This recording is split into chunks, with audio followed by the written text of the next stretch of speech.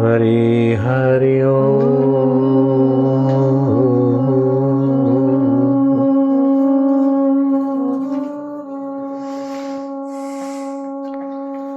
ઓમ શ્રી ગણેશાય નમઃ સ્વસ્ત્યૈ નમઃ ગુરુભ્યો નમઃ નમઃ પાર્વતી પતે હર હર મહાદેવ.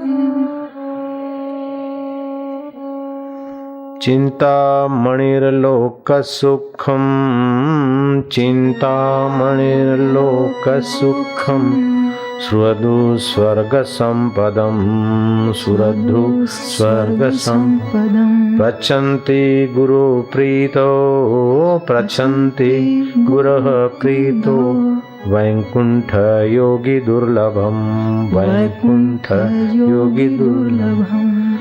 દેવો પ્રસન્ન થઈ જાય તો સ્વર્ગનો અમૃત કલશ આપશે. ચિંતામણી લોકનું સુખ આપે. દેવો સુખ પ્રસન્ન થઈ જાય તો સ્વર્ગની સંપદા આપે. પણ ભગવત પ્રાપ્ત મહાપુરુષનો સંગ થાય તો યોગી દુર્લભ એવો અવર્ણ્ય આત્મ સુખ આપણા અંતઃકરણમાં પ્રગટાવી દે. આપણે સૂઈ જઈએ ને ત્યારે આંખ બંધ હોય અને બેઠા હોય કઈ ના ખાતો હોય તો મોઢું એ બંધ હોય કે ના હોય. કોઈ ગણ્યા ગાંઠાનું મોઢું ફાટેલું હોય, બાકી તો લગભગ બંધ જ હોય. પણ કાન તો આપણે જાગતા હોઈએ તોય ખુલ્લા હોય, સૂતા હોઈએ તોય કાન બંધ કરીને સૂતા નથી. જગતની વાર્તાઓ કાન દ્વારા, જગતની ધ્વનિઓ કાન દ્વારા જાય છે અને જગતનું આકર્ષણ અંતઃકરણમાં બંધાય છે. जीवात्मा का अविभाज्य अंग परमात्मा है और परमात्मा सुख स्वरूप, ज्ञान स्वरूप, आनंद स्वरूप, अमर आत्मा है. फिर भी ये जीव दुखी है कि अनित्य, अशाश्वत और दुख रूप संसार को सुनते सुनते संसार की सत्यता, संसाરની સત્યતા, સંસારનું આકર્ષણ ઘૂસી ગયું છે. તેથી આ જીવ બિચારો ફાંફા મારી મારીને આખી જિંદગી છેવટે નિરાશ થઈને, હતાશ થઈને રડતો રડતો જાય છે, નિરાશ થઈને મરે છે. सुबह का बचपन हंसते देखा, दोपहर की मस्त जवानी, शाम का बुढ़ापा ढलते देखा, रात को खत्म कहानी. भगवान કહે છે કે આ તમારા દેહની કહાની પૂરી થાય તે પહેલા મુજ સચ્ચિદાનંદ સ્વરૂપની વાર્તા કાનથી શ્રવણ કરું. કાન દ્વારા હું અંતઃકરણમાં પ્રવેશ કરું છું. કાન દ્વારા જ મારું જ્ઞાન તમારા અંતઃકરણમાં, મારી પ્રીતિ તમારા અંતઃકરણમાં, મારી પ્રેમા ભક્તિ તમારા અંતઃકરણમાં પ્રવેશ થવા દો. જેમ કોઈ મિત્રના ઘરે તમે જાઓ ને એનું બારણું બંધ હોય, તમે ખખડાવો પણ એ અવાજ ના આવે એટલે તમને શંકા થાય કે તાળું નથી ને અંદરથી બંધ છે ને અવાજ નથી આવતો. આ એક બેવડાનું મકાન ને મારો મિત્ર એકલ દુક્કલ રહે છે. તમે આમ તેમ ફાંફા મારીને ઉપરની બારીથી નિહાળો છો કે મિત્ર બેહોશ પડ્યો છે. તમને તમારા મિત્ર માટે સ્નેહ ઉપજે છે ને તમે બારી તોડીને અંદર ઘૂસો છો. તમારા મિત્રની બેહોશી દૂર કરવા માટે તમે બનતું કરો છો અને એના રસોડાનું ને એના ઘરનું કચરો વાળી કરી પાણીનું માટલું ભરીને પાણીના સ્વચ્છ છાંટા એને મારો છો અને એને યોગ્ય તમે એને જલપાન કરાવો છો, કારણ કે તમારો મિત્ર છે. એમ આ જીવાત્મા સંસારના સંસ્કારોથી આ શરીરરૂપી ઘરમાં બેહોશ થઈને પડ્યો છે. કોઈ પુણ્ય પડે એનો પરમેશ્વર સ્વભાવ જાગવા માટે આમ તેમ આવે, પણ વિકારોના કારણે આ બેહોશ જીવને ખ્યાલ આવે નહીં. પણ કાનરૂપી બારીથી એ પર કથાના નિમિત્તે પરમેશ્વર અંતઃકરણમાં પ્રવેશીને સૂતેલા જીવને સ્વચ્છ સુથરો કરીને એને પોતાના પ્રેમ ખોળામાં બેસાડે ને પોતાના પ્રસાદથી એને પાવન કરે. જાને જીવ તબ જાગા હરિપદ રુચિ વિષય વિલાસ વિરાગા. આ જીવ મોહનિશામાં સૂતો છે. એ જાગ્યો ક્યારે કહેવાય કે ભગવત પદમાં એને રુચિ થાય, ભગવાનના મિલનનું એને સુખ આવે, ભગવાનના સ્મરણનું એને સુખ આવે, ભગવત ધ્યાનમાં એને સુખ આવે ને ભગવત સ્વરૂપ પામીને અમરતાના આનંદને માણે ત્યારે આ જીવ જાગ્યો કહેવાય, નહીં તો બેહોશ છે. શરીર તમારું રોજ જાગે છે, પણ આપણે જાગીએ તો બેડો પાર થઈ જાય. મોહ નિશા સબ સોવન હારા, દેખઈ સ્વપ્ને અનેક પ્રકારા. કોઈ જન્મમાં પોતાને બાઈ માનતા હતા, અત્યારે પોતાને ભાઈ માનીએ છે. જે અત્યારે ભાઈ માને છે, બીજા જન્મમાં વળી બાઈનું રૂપ લે તો બાઈ માને. પોતે શું છે એની ખબર પડી નથી. મોહમાં ને મોહમાં, બેહોશીમાં ને બેહોશીમાં શરીરો બદલાય છે, ખાનપાન બદલાય છે, દિવસો બદલાય છે, વર્ષો બદલાય છે, પણ સમજ બદલાતી નથી કે આ મરી જાય તે શરીર હું નહીં, ગરડું થાય તે શરીર હું નહીં, માંદું પડે તે શરીર હું નહીં.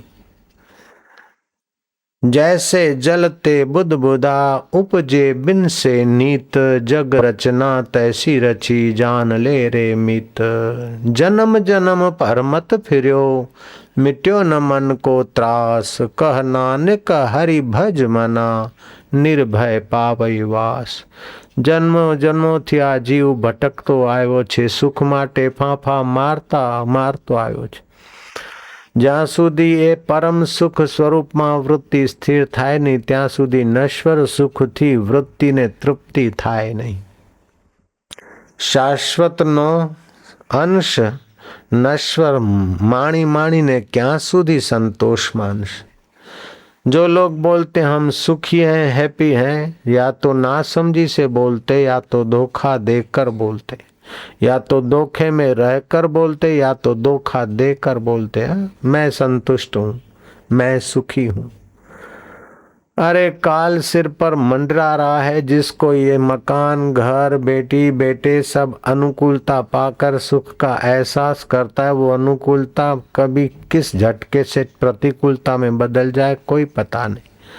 और ये सारी अनुकूलता आने पर भी पूर्ण सुख या पूर्ण संतोष तब तक नहीं मिलेगा जब तक तुम्हारे पूर्ण अंतर्यामी परमात्मा में वृत्ति पहुंची नहीं. पूरा प्रभु आराध्य, पूरा जा का नाम, नानक पूरा पाए, पूरे के गुण गा. એ પૂરા પરમેશ્વરનું આરાધના કરવા માટે, પૂરા પરમેશ્વરનું સુખ પામવા માટે એ પૂર્ણ પરમાત્માની આરાધના, એની સ્મૃતિ, અને આરાધના માટે, સ્મૃતિ માટે એનું જ્ઞાન, અને જ્ઞાન મળે સત્સંગથી. बिनु सत्संग विवेक न होवै, राम कृपा बिनु सुलभ न सोई. સત્સંગ વિના સાચો વિવેક થતો નથી.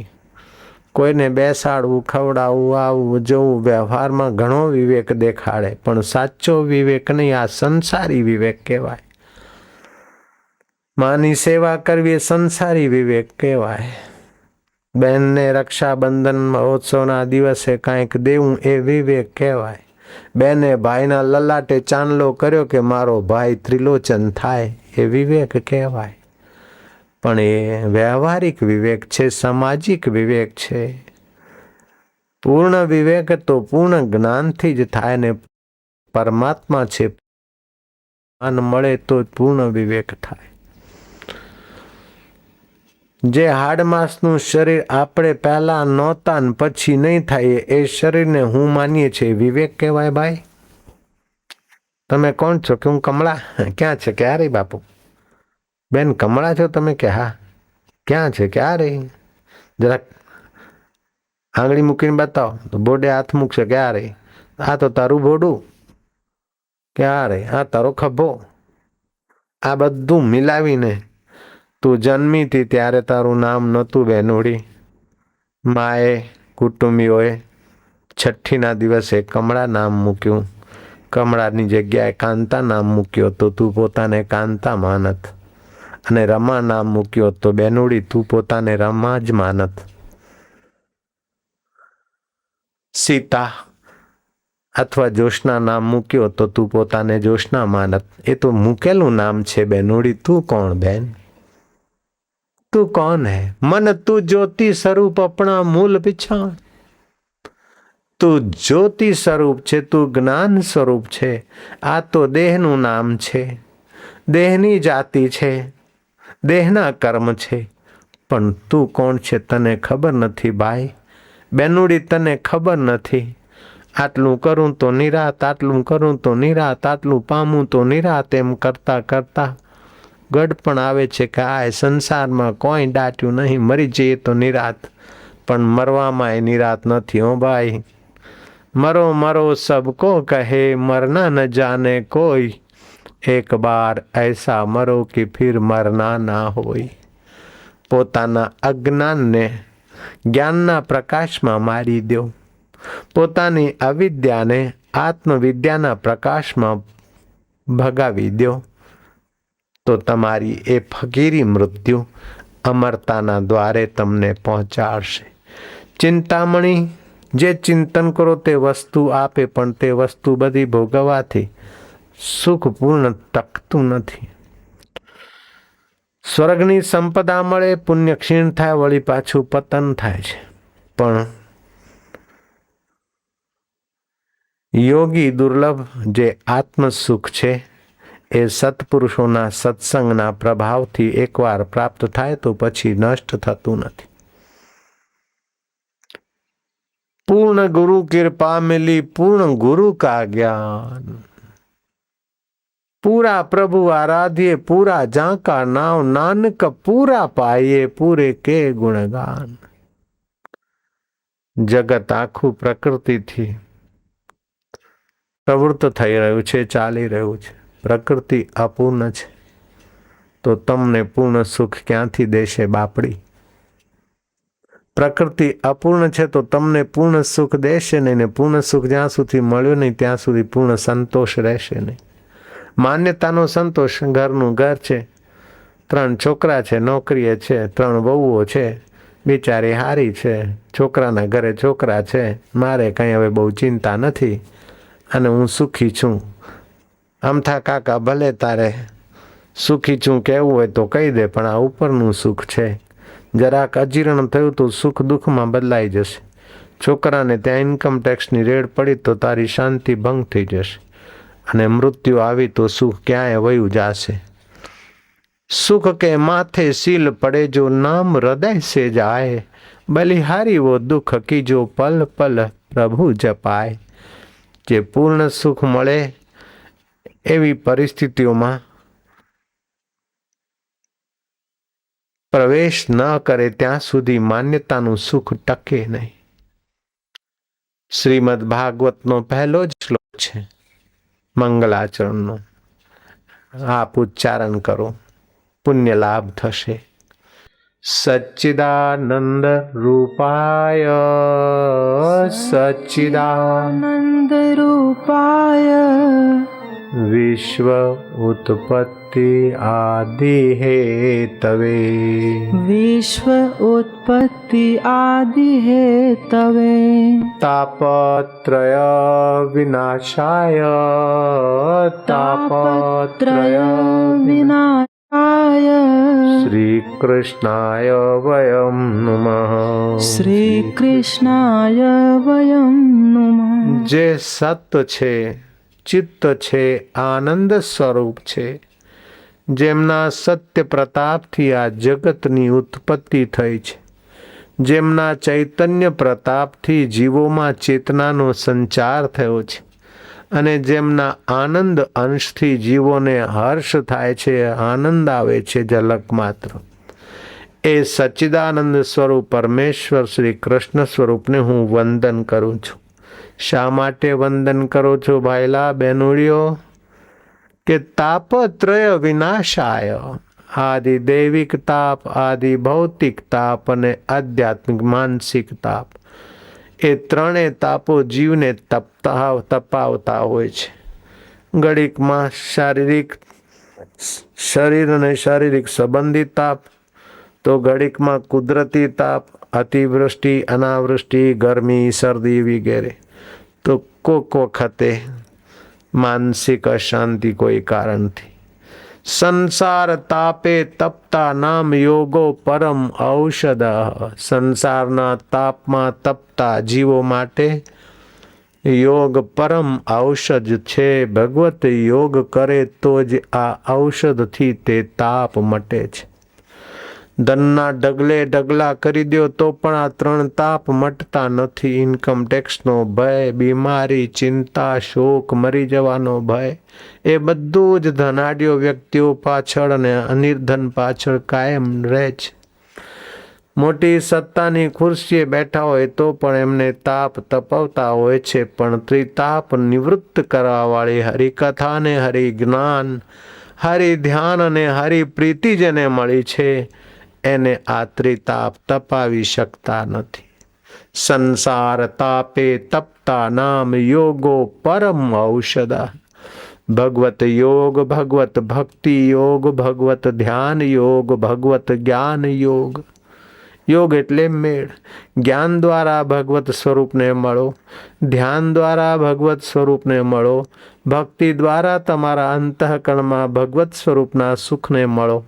તમારું મંગળ થશે, તમારા દુઃખોનો અંત આવશે, તમારી ચિંતાઓનો અંત આવશે, તમારા ભવબંધનોનો અંત આવશે.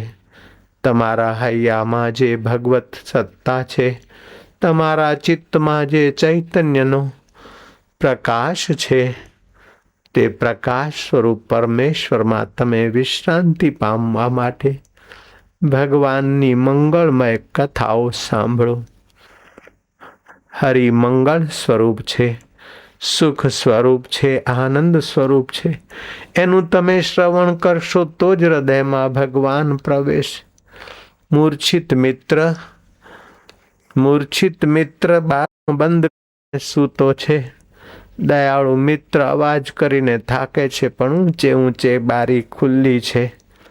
આ બે બારીઓ ખુલ્લી જ રાખી છે. મોઢાની બારી બંધ, આંખની બારી બંધ, પણ કાનની બારી વાલાએ 24 કલાક ખુલ્લી રાખી છે.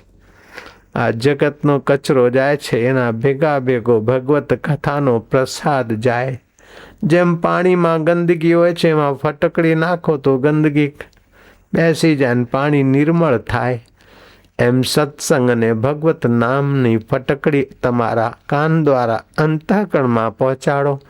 તમારું હૈયું નિર્મળ થાય. નિર્મળ મન જન સો મોહે પાવા, છલ છિદ્ર કપટ મોહે સ્વપ્ને ન ભાવા. એ નિર્મળ મન એ જેમનું છે તે લોકો મુજ પરમાત્મા સુખને પામે છે, પરમાત્મા આનંદને પામે છે, પરમાત્મા શાંતિને પામે છે. ત્રણેય તાપોનું શમન કરનારી ભગવત કથા છે. શૌનકજી ઋષિઓએ નૈમિષારણ્યમાં સૂતજીને પ્રાર્થના કરી કે આ કળિયુગનો સમય આવ્યો છે, અમે 1000 દિવસીય યજ્ઞનું આયોજન કર્યું છે, 3 વર્ષ સુધી યજ્ઞ કરીશું, પણ અમારા ચિત્તને પાવન કરે અને અમારું યજ્ઞ સંપન્ન થાય તેવી ભગવત કથા આપ કહો.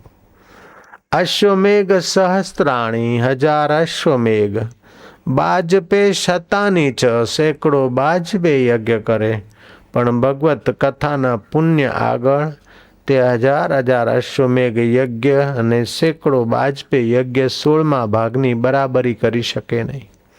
એવી ભગવત કથા આપ અમને કહો. આપ વેદ વેદાંતના પારગામી પુરુષ છો. હરિકથા કહીને અમારા કાનોને અને હૈયાને હરિની પવિત્ર કથાઓથી પાવન કરો. શૌનકજીએ પ્રાર્થના કરીને નૈમિષારણ્યમાં સૂતજીને પૂછ્યું કે ભક્તિ કઈ રીતે કરીએ, જ્ઞાન અને વૈરાગ્યની વૃદ્ધિ કઈ રીતે થાય. વિવેકની વૃદ્ધિ કેવી રીતે થાય? ચિત્તના દોષો દૂર થઈને ચિત્ત નિર્દોષ નારાયણના સુખમાં સરાબોર થાય તેવી હરિકથા કહેવાની કૃપા કરો મહારાજ, અમે આપની શરણે આવ્યા છીએ. દેવ ઋષિ નારદ કળિયુગના દોષોને જોઈને, માનવીઓની દુર્દશા જોઈને એ સંતનું હૃદય પીગળ્યું છે. કાર્તિક ક્ષેત્ર,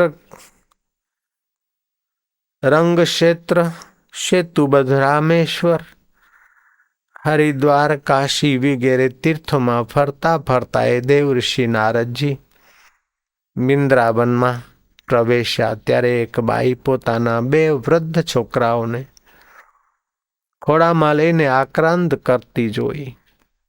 સંત હૃદય પીગળ્યું છે. ટોળાથી વીંટળાયેલી વિલાપ કરતી એ બાઈને જોઈને સંતે દ્રષ્ટિ નાખીને બાઈની દ્રષ્ટિ સંત ઉપર પડી. તે બાઈ કે છે, ભો ભો સાધુ ક્ષણમ તિષ્ઠ મદ ચિંતામપી નો વિનાશ. ઉભા રહો સંત મહારાજ, મારી ચિંતાને દૂર કરો. તમારા દર્શનથી મને થોડીક શાંતિ મળી છે. જેમના હૃદયમાં ભગવત સુખ પ્રગટ્યું હોય, જેમના હૈયામાં શ્રી હરિનો પ્રકાશ થયો હોય, તેવા પુરુષના શરીરથી દિવ્ય ચિન્મય આભા મંડળ નીકળતું હોય છે, જે વાતાવરણને સુખદ બનાવતું હોય છે, પવિત્ર બનાવતું હોય છે, પાવન બનાવતું હોય છે. એવા પુરુષો હાજર મળે તો એમના દર્શનથી અને એમની વાણીથી ને એમની દ્રષ્ટિથી લાભ મળે છે. પણ એવા પુરુષો જ્યાં રહી ગયા હોય તે જગ્યા પણ તીર્થ થઈ જાય છે. જૈન ધર્મના લોકો એવા પુરુષોને તીર્થંકર કહે છે. આ ધરતી ઉપર જે પણ તીર્થ થયા છે એ ભગવત પ્રાપ્ત મહાપુરુષોની ચરણરજથી અથવા તો ભગવાનની ચરણરજથી તીર્થ થયા છે. આપણા વૃંદાવનનું તીર્થ ચૈતન્ય મહાપ્રભુએ પોતાના 2 સત શિષ્યોને, જીવ ગોસાઈ અને બીજા શિષ્યને મોકલ્યા. ત્યાં તમે બેસો અને જ્યાં તમને શ્રી કૃષ્ણની લીલાનું સ્મરણ થાય, ચિરહરણ લીલાનું સ્મરણ થાય, જ્યાં જ્યાં તમને જે સ્મરણ થાય તે જગ્યા શ્રી કૃષ્ણની લીલા સ્થળી તીર્થરૂપે વસાવો. ગૌરાંગના શિષ્યો પછી તમારું વૃંદાવન તીર્થનું લોકોને લાભ મળ્યો ને ખબર પડી. અયોધ્યાના તીર્થની નિર્માણ વિશે પણ એવું સાંભળવા મળે છે. રાજા વિક્રમાદિત્ય પાછા વળી રહ્યા હતા. સરજુના કિનારે એક આત્મરામી સંત પુરુષે આ યોદ્ધાને કહ્યું કે ભારતની અસ્મિતા સાચવવા તમે વિધર્મીઓને નસાડ્યા. એ ભારત માતાનું તમે કામ કર્યું. એક કામ બીજું કરો કે ભારતવાસીઓને અંતઃકરણ શુદ્ધ કરવા માટે ભગવત કથાને ભગવત સ્મરણ કરીને હૈયું ભગવતમય બનાવવા માટે ભગવાનની ક્રીડાસ્થળીની પ્રાપ્તિ થાય. સરજુના કિનારે ચાલ્યા જાઓ. જ્યાં જ્યાં તમારું મન કરે ત્યાં બેસજો. થોડુંક અંતર્મુખ થઈને ડોક્યું કરજો. ભગવાનનું પ્રાગટ્ય સ્થાન ક્યાં છે તમને સ્ફુરિત થશે. કનક ભવન ક્યાં કરવું એ તમને ખ્યાલ આવશે. રાજભવન ક્યાં હતો એ તમને ખ્યાલ આવશે. ત્યાર પછી અયોધ્યાના તીર્થની સ્થાપના થઈ. બદ્રીનાથનું તીર્થ જગતગુરુ શંકરાચાર્ય નારદ કુંડમાં સ્નાન કરીને બદ્રીનાથની મૂર્તિ કાઢી સ્થાપના કરી અને અત્યારે બદ્રી વિશાળનું તીર્થ હજારો લાખો લોકો માટે અંતઃકરણ શુદ્ધ કરવા માટેની યાત્રાનું સ્થાન થયું છે. કાશ્મીર જાય છે તો ભોગ બુદ્ધિથી, પણ બદ્રીનાથ જાય છે તો ભક્તિ બુદ્ધિથી, યોગ બુદ્ધિથી. એમ પંઢરપુર પૌંડલિક નામનો છોકરો માતા પિતાની સેવા કરી ગુરુનું જ્ઞાન મેળવી પરબ્રહ્મ પરમાત્મા નારાયણના સુખથી સંપન્ન થયો. તે મહારાષ્ટ્રમાં તીર્થ થયું. એમ ભગવાન અથવા ભગવત પ્રાપ્ત મહાપુરુષોના કારણે આ ધરતી તીર્થમય થઈ જાય છે. તીર્થી કુર્વંતી તીર્થાણી. શાસ્ત્રી કુર્વંતી શાસ્ત્રાણી, જેમણે મન બુદ્ધિને અનુશાસિત કરીને પરમાત્મા સુખમાં ડૂબાડી છે એવા પુરુષો જે બોલે છે તે શાસ્ત્ર થઈ જાય છે. એવા પુરુષો પવિત્ર આત્માઓ તીર્થોનું નિર્માણ કરે છે. આપ તીર્થોનું નિર્માણ ન કરો તો ચાલશે, પણ તમારા હૈયા અને તમારા ઘરના ઓરડાને તો તીર્થ ચોક્કસ બનાવજો. આ બેડરૂમ તો બને છે લોકોના, પણ ધ્યાન રૂમ બને તો કેવું સારું. ભલે મોટો નહીં તો નાનો સરખો, પણ એક નાનકડો એવો રૂમ પૂજાનો હોય, જ્યાં સંસારી વ્યવહાર, સંસારી લેવડ દેવડ નહીં, ઈશ્વર સાથે ચિત્ત મિલાવવા માટેની જગ્યા, જે કર્મ જ્યાં કરવામાં આવે છે તે જગ્યામાં તેના વાઇબ્રેશન, તેના સાત્વિક આંદોલનો હોય છે. એવી જગ્યાએ અવારનવાર દીવો કરી લેવો જોઈએ. પવિત્ર ધૂપ દીપ કરી લો, અથવા કોઈ વખત ગુલાબના શુદ્ધ ફૂલ મળે તો તે મૂકો. સવારે સાંજે ત્યાં બેસો, જપ ધ્યાન કરો. સંસાર તાપથી તપેલા હૃદયને શીતળતા મેળવવા માટેનું એક નાનકડું ઘરમાં તીર્થ બનાવી લ્યો. હૈયાને પણ તીર્થ કરી લ્યો. સવારે ઊંઘમાંથી ઉઠો, થોડી વાર ડૂબકી મારો. આખી રાત મારું મન અને બુદ્ધિ તુજ પરમેશ્વરમાં અજાણેપણે હતું. ઇન્દ્રિયોને વિસામો મળ્યો, મનને વિસામો મળ્યો. હવે હું તાજગી લઈને આવ્યો છું તારાથી. એ મારા પરમેશ્વર, મારા તને વંદન જ. ઊંડી શાંતિ, મધુર શાંતિ. 2-5 મિનિટ સવારે શાંતિ ભોગવશો, એ તમારું હૃદય તીર્થત્વની ખબર દેશે. તમારો આખો દિવસ લૌકિક વ્યવહારમાં પણ રૂડો જશે, સારો જશે. તમારા નિર્ણયો ઉમદા થશે. તમારા પાપ તાપ તો બળશે, પણ હૈયું હરિરસથી ભરાશે.